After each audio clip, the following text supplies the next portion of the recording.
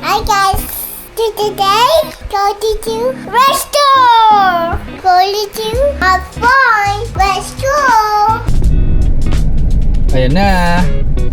So time check 4:40. So since maaga pa, magpa-park kami at magkakape muna sa Cafe Gusto. Dito na kami, kaso tignan nyo to. Sarap ng tulog. Yari. Naka-shades pa kasi ang init. So gigising na namin si baby, tas pasok na kami sa Cafe Gusto. So nag-order kami ng Choco Macadamia. Ito yung number 1 na recommended namin dito. Tsaka fries para kay baby. So 145 lang siya for tall, 165 for grande, and 190 for venti.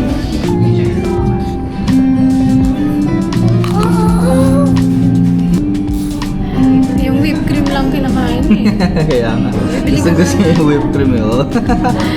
Yummy! Yan lang kinakain niya lagi. Kaya hindi magkakaano ng sugar. Tsaka gusto na yun ng chocolate ngayon, di tulad dahil. Basta may whipped cream. Dyan na yung fries namin. Bubusin lang namin lahat tapos pasok na kami. Yan guys, papasok na kami. So, actually galing kami 2 weeks ago dito eh. Ang problema is naulan at saka nag-brownout like 2 weeks ago kasama yung family ni wife. At ayun lang, brownout. Ayun na. Fake news. So, ngayon bumalik kami para mas ma-enjoy namin kasi talaga last time kasi hindi namin na-enjoy. Kumain kasi agad kami. Then ayun na, umulan na. Tapos mag-brownout pa. So, ayun, samahan nyo kami today and tonight. Where's your side? So, yung entrance fee dito is 50 pesos kasama na yung mga kids. Babayaran nyo din sila. Unless kung sanggol. So, yan. So, dahil tatlo kami, it's 150 for us. Let's go! I say correct question. Don't skip it. Ayan. Mami. Mami strong. Let's go! Oh, yan na yung mga ano. Giants. So, dito sa right side, dito yung kainan. Ayan. So, 2 weeks ago, dahil umulan, dyan kami oh. Dito sa mo. Parang dome na yan. Dyan kami lahat nagtago. Then nag-brown out. So, nag-uwian yung mga tao. Yan na. So, dahil maggagabi na, ayan. Nagbubukas na sila ng mga ilaw. So, gumaganda na yung place. Tapos dito, yan yung stage. May concert madalas dyan. Di ko alam kung weekends lang or baka pati Friday. Friday kasi ngayon eh. Tapos may carousel na dyan sa gitna. Yan. Yan yung batang takot sa mga ano, nagmamaskot dito. Babay ka na. Ayan ah. Dami na rin dito oh. Meron na din dito aside dun sa park na yan. Mga rides. Sa side. Ah. Yung walking park or yung path papunta sa lighthouse. Oh, can you see ducks? Oh, dami ba? How many ducks can you see? 10 ducks! Wow, that's a lot of ducks! Yan na, nag-walk na yung bata. So, around 5:30 to yung oras na ganito. And we think na 5:30 talaga yung best time na pumasok dito kasi di pa siya sobrang dilim, tas makita mo pa lahat talaga. Ayan. Then naka-open na yung mga lights and stuff. So, tas makikita mamaya pag dumilim, di ba mas maganda. So, I think 5:30 kung pupunta kayo dito, yan yung the best time. Alternatively, pag napaaga kayo yan, punta lang kayo, magkape lang muna kayo. Meron ding mga restaurant dun sa likod ng Cafe Gusto kung gusto yung i-check. So, yun. Yun na, ayaw na magpahawak ng bata. Kanina gusto magpakarga, ngayon ayaw na magpahawak. Oh, watch your step.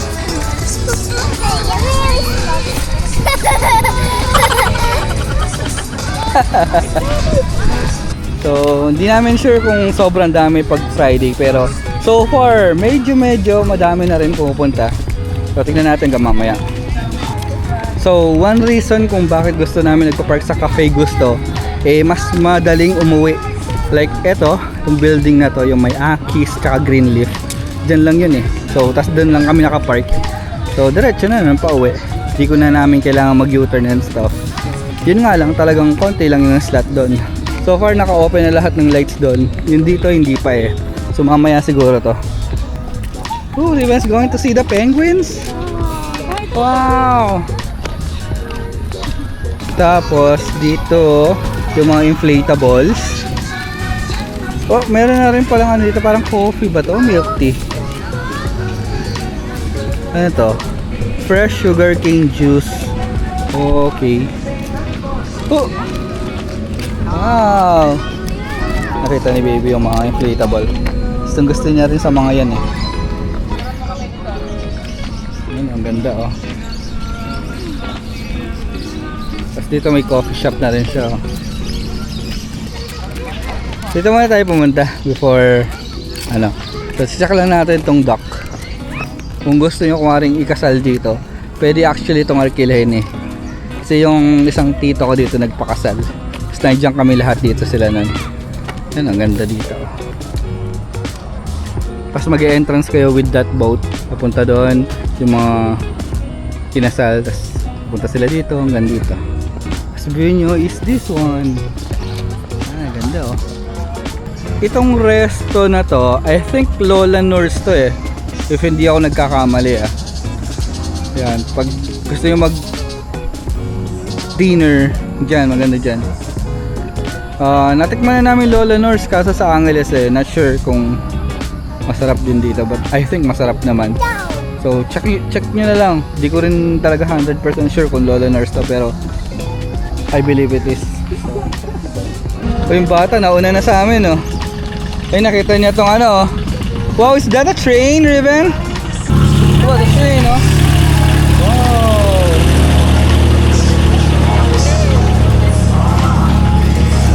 Oh, is that a train, Riven? Do you want to see the birds? Let's go see the birds. Oh, did you hear the birds? Let's go. Riven, look at the birds. Wow, dami birds Wow. I guess I hi to the birds. So ito yung parang pinaka-entrance. Like pag pumasok kayo, di ba, sa Lakeshore, ito yung unang makikita nyo. Ang ganda May arc. Tsaka malaking Christmas tree with a lot of lights.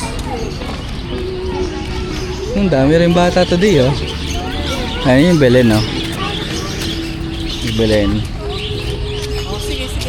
Oh, look at that So cool. So ito, usually to yung mga puro flowers siya usually. Pero ngayon iba yung style niya Ganda pag gabi.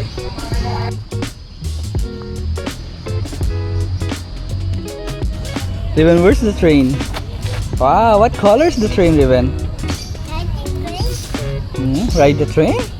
Do you want to ride the train? Gusto mag-ride daw na train itong bata. Tingnan natin kung papayag sa mami.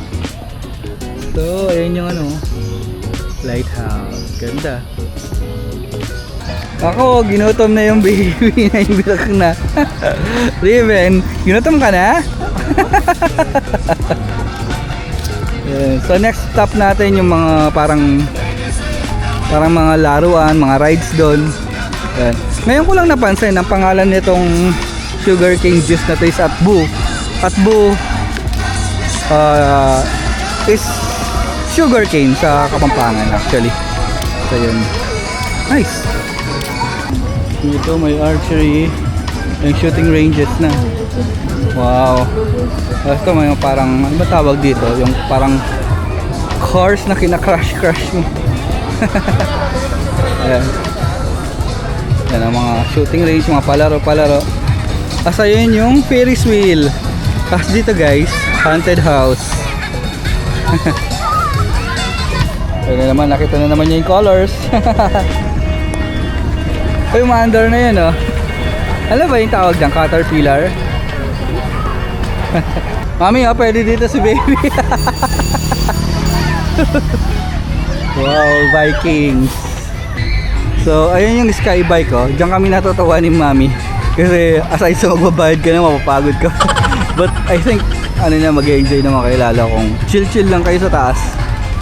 Ayan. So, ito parang helicopters. In fairness, pag weekends, sigurado puno to. Tapos lahat naman halos nira-ride. As long as hindi lang umulan, syempre. Sa outdoor to.